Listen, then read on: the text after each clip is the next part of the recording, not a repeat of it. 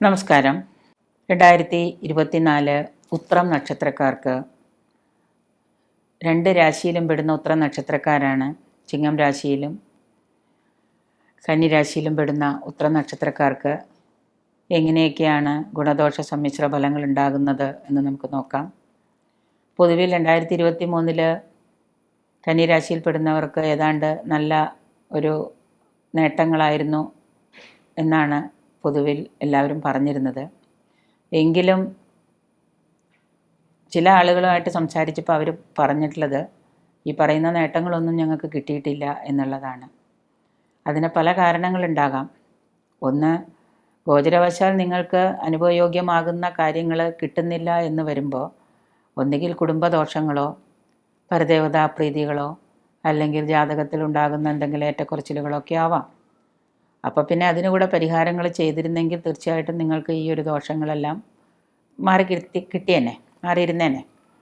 അപ്പോൾ എന്തായാലും 2023 2024 നല്ല ഒരു വർഷമായിരിക്കാനും നല്ല നേട്ടങ്ങളും നിങ്ങൾക്കുണ്ടാകാനും, നേട്ടങ്ങളെന്ന് പറയുമ്പോൾ നമ്മളെല്ലാവരും ആദ്യം ആഗ്രഹിക്കുന്നത് സാമ്പത്തിക നേട്ടമായിരിക്കും. ചെയ്യുന്ന തൊഴിലിൽ നിന്ന് എന്തെങ്കിലും നേട്ടം കിട്ടുക, പുതിയ ജോലി ലഭിക്കുക, ജോലി ഇല്ലാത്തവർക്ക് പുതിയ ജോലി ലഭിക്കുക, ചെയ്യുന്ന ബിസിനസ്സിൽ നിന്ന് നല്ല ആദായം കിട്ടുക, നമ്മളേതെങ്കിലും ചിട്ടിയോ അല്ലെങ്കിൽ മറ്റെന്തെങ്കിലും കൂടിയിട്ടുണ്ടെങ്കിൽ അതിൽ നിന്ന് വരുമാനം പ്രതീക്ഷിക്കുക, ചെറുകിട കച്ചവടമാണ്, അങ്ങനെ പലതരത്തിലും നമുക്ക് സാമ്പത്തിക നേട്ടങ്ങൾ പ്രതീക്ഷിക്കാവുന്നതാണ്. അപ്പോൾ ആ തരത്തിലൊക്കെയുള്ള ഒരു കാര്യങ്ങളൊക്കെ നമ്മുടെ ജീവിതത്തിൽ നടക്കട്ടെ എന്ന് നമുക്ക് ആത്മാർത്ഥമായിട്ട് ആശംസിച്ചുകൊണ്ട് 2024 ഉത്രം നക്ഷത്രക്കാർക്ക് 2 രാശിയിലും വരുന്ന ഉത്രം നക്ഷത്രക്കാർക്ക് എന്തൊക്കെയായിരിക്കും ഗുണങ്ങളായിട്ടുണ്ടാവുക, എന്തൊക്കെയായിരിക്കും ദോഷങ്ങളായിട്ടുണ്ടാവുക എന്ന് നമുക്ക് നോക്കാം.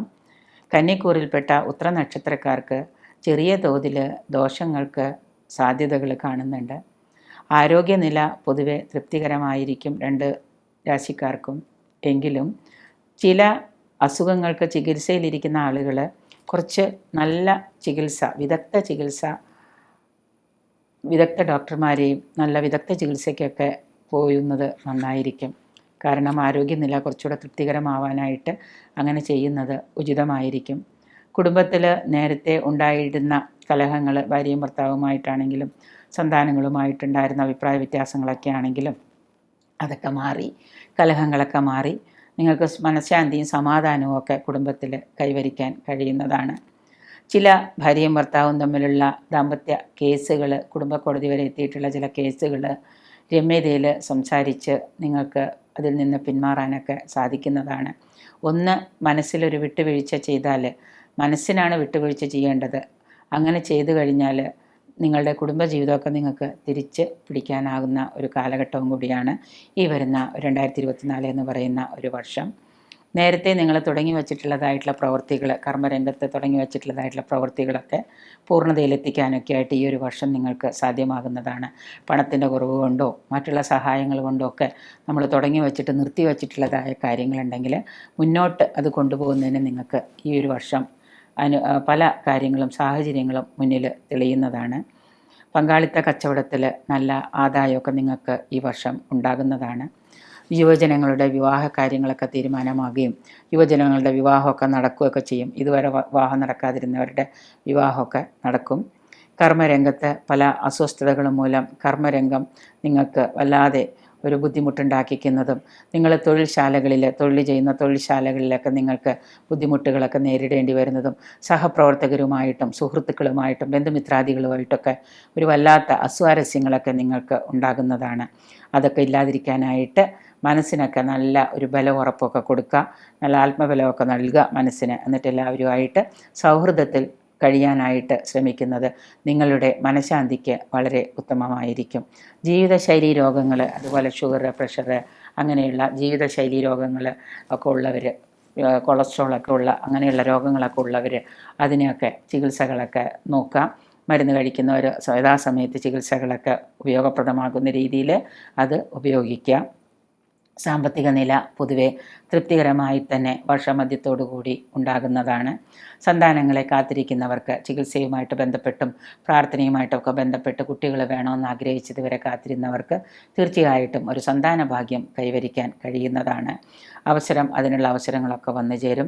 വിദ്യാർത്ഥികൾക്ക് ഉന്നത പഠനം ആഗ്രഹിച്ചിരുന്ന വിദ്യാർത്ഥികൾക്ക് വിദേശത്ത് പോകാനും ഉന്നത പഠനവുമായിട്ട് ബന്ധപ്പെട്ട് അത് കൂടിക്കഴിയാനും ഒക്കെ യോഗം ഉണ്ടാകുന്നുണ്ട്. സാങ്കേതിക രംഗത്ത് പ്രവർത്തിക്കുന്ന ആളുകൾക്ക് അതിൽ നല്ല ഒരു അനുകൂലമായ ഒരു റിസൾട്ട് തന്നെ കിട്ടുന്നതാണ്. വാഗ്ദാനങ്ങൾ പാലിക്കാനായിട്ട്, നിങ്ങൾ കൊടുത്തിട്ടുള്ള വാഗ്ദാനങ്ങൾ പാലിക്കാനായിട്ട് നിങ്ങൾക്ക് സാധിക്കാതെ വരികയും അതുമൂലം മനസ്സിന് ദുഃഖപൂർണമായ ഒരു സാധ്യതകളൊക്കെ തെളിഞ്ഞു വരാം. സിനിമാ രംഗത്ത് പ്രവർത്തിക്കുന്ന, കലാപരമായിട്ട് സിനിമാ രംഗത്ത് പ്രവർത്തിക്കുന്നവർക്ക് വളരെ അനുകൂല സമയമാണ്. അവർക്ക് സിനിമയുമായിട്ട് ബന്ധപ്പെട്ട് പ്രവർത്തിക്കുന്ന ആളുകൾക്ക് പ്രശംസയും അംഗീകാരവും ഒക്കെ ജനങ്ങളിൽ നിന്ന് ലഭിക്കുന്നതാണ്. പുതിയതായിട്ട് വീട് പണിയുകയോ അതുപോലെ തന്നെ പ്രാരംഭ പണികൾ തുടങ്ങിയിട്ട് നിർത്തിവെച്ചിട്ടുള്ളവർക്കൊക്കെ കൂടുതൽ ഭംഗിയായിട്ട് അത് മുന്നോട്ട് കൊണ്ടുപോകാൻ കഴിയും. അതിനുള്ള പണമാണെങ്കിലും മറ്റുള്ള കാര്യങ്ങളാണെങ്കിലും അത് നിങ്ങൾക്ക് അനുകൂലമായിട്ട് വന്നു ചേരുന്നതാണ്. സന്താനങ്ങളെക്കുറിച്ച് ചിന്തിച്ച് മനസ്സ് വല്ലാതെ വ്യാകുലപ്പെടുന്നതും പിതാവിൻ്റെ അസുഖം നിങ്ങൾക്ക് ദുഃഖപൂർണമായൊരവസ്ഥയിലേക്ക് എത്തിക്കുന്നതുമാണ്. പിതാവിന് അസുഖം മൂർജിച്ച് ചിലപ്പോൾ ആശുപത്രിവാസമൊക്കെ ഉണ്ടാകാം. കച്ചവട രംഗത്ത് പല തരത്തിലുള്ള പണച്ചിലവ് നഷ്ടമായിട്ട് വന്നു ചേരാം. നിങ്ങൾ ചിലവാക്കുന്ന പണം നഷ്ടമായിട്ട് നിങ്ങൾക്ക് വന്നു ചേരാം. അതുകൊണ്ട് ബിസിനസ് രംഗത്ത് പ്രവർത്തിക്കുന്നവർ ചെറുകിട കച്ചവടമായാലും വൻകിട കച്ചവടമായാലും നല്ല ജാഗ്രതയോടുകൂടി വേണം പണം കൈകാര്യം ചെയ്യാനായിട്ട്. സർക്കാർ ഉദ്യോഗസ്ഥരായ ആളുകൾക്ക് സ്ഥാനഭ്രംശം, തൊഴിൽ നഷ്ടപ്പെടാതിരിക്കാൻ പ്രത്യേകം ശ്രദ്ധിക്കേണ്ടതാണ്.